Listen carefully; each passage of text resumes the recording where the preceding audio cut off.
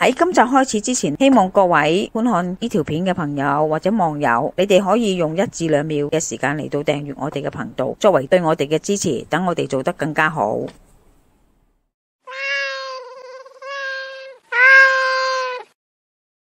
阿媽廚房，今日煲咩湯水呢？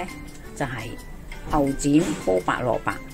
展係對鐵質啊好有幫助。咁你冇鐵質就貧血，好多時去捐血話你唔夠血啊，叫你翻去食多啲牛肉啊咁。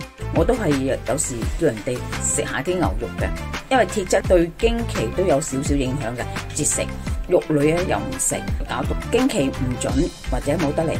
中醫角度嚟講咧，就關乎氣血啦。你身體嘅鐵質唔夠，你何來有血呢？今日咧就煲翻呢個牛展湯，就襯翻呢個白蘿蔔中和下佢，唔好咁燥啦。賣牛肉個靚仔就同我講，啲牛肉少人買，但係價格都唔平嘅，3個人份量嘅牛展都要近乎200蚊，連埋呢個白蘿蔔就差唔多200蚊，係冇走雞噶啦。我配搭咧就係得呢2樣，冇其他噶啦。白蘿蔔古稱叫來復，日文呢叫做大根。中國種植白蘿蔔至少已經有成1000年嘅歷史，以公元827至到836年間，如稿定位子嘅僧侶就已經有種植，饋贈俾啲施主，自稱來復。成棵植物都有用途，種子、根、葉啊都可以入藥。種子咧就係我哋中藥成日用，叫做來復子。食製咗個胃脹住嗰時咧，有醫師通常會開俾病人食噶啦，消滯嘅一種。當我哋食製咗咧，醫師就話：煲啲蘿蔔水飲下啦。咁成日都係咁樣講嘅喎。白蘿蔔係寒涼頭暈象徵，就少啲食。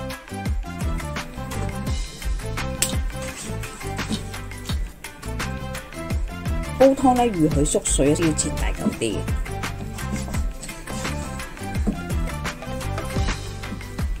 切一嚿薑嚟出水先，等佢咁啲臊味。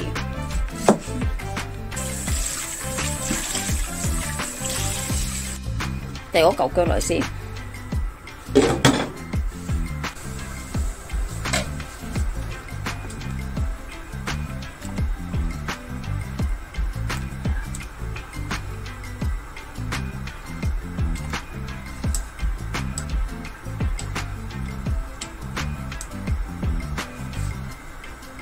出水嗰時咧就唔好冚蓋，冚蓋係快啲啊！我驚佢啲水啊噴晒出嚟啊！咁你企喺度唔好行開。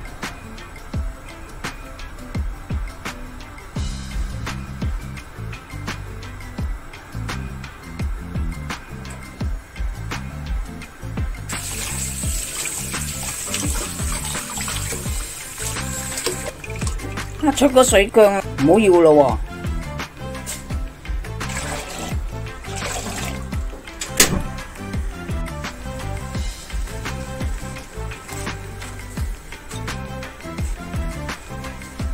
放2片薑都幾厚嘅，放埋一塊果皮。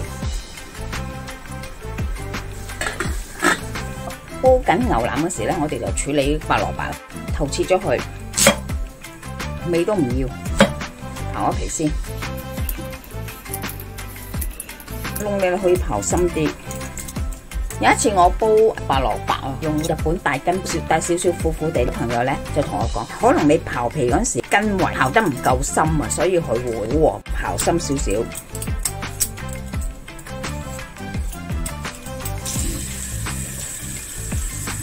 煲湯所以就切大嚿啲，咁啊有個厚度啦。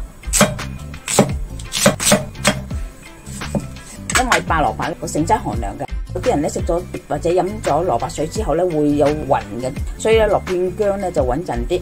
加上今次煲牛展咧，因為涼一個醋係中和咗，咁希望唔會有暈嘅感覺。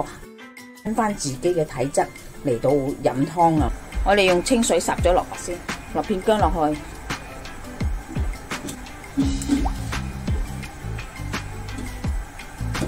煲15分鐘之後就擺喺個煲裏邊咧焗一焗佢。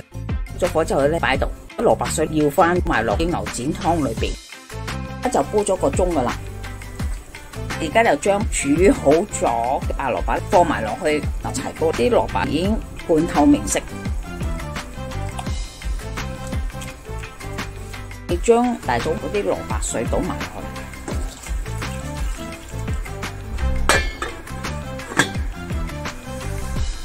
煲咗個半鐘，啲牛腩腍味咧，用筷子可以篤落去試下，穿得過，但係腍度仲未夠啊，再煲多一陣。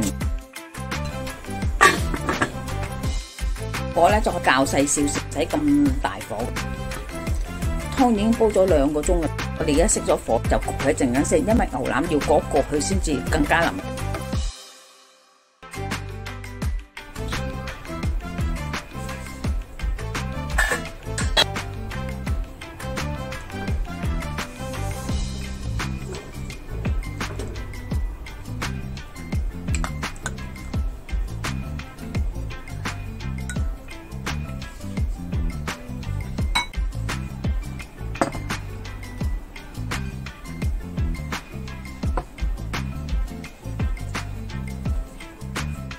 今集已經差唔多啦，多謝各位嘅收睇。詳細食譜我哋會上傳喺 Facebook 嘅專頁裏邊，有興趣嘅話可以查閱。另外，如果喜歡我哋頻道嘅話呢，可以訂閱我哋嘅頻道，以作對我哋嘅支持。希望大家喜歡，我哋下集再見啦，拜拜。